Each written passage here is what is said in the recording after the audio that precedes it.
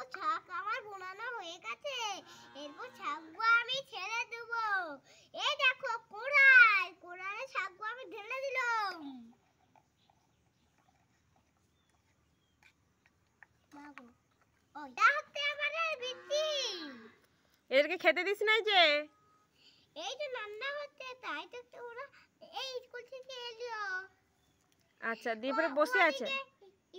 School থেকে খেতে খাওয়ালো।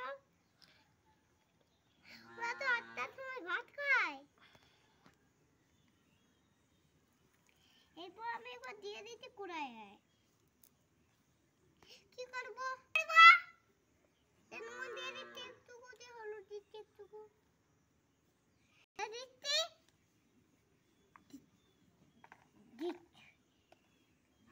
দিয়ে আমি নেড়ে দিচ্ছি। দেখ ঠাকুর ঢাকা দাও। এরপর আমি ১ ঘন্টার সময় ঢাকা দিই।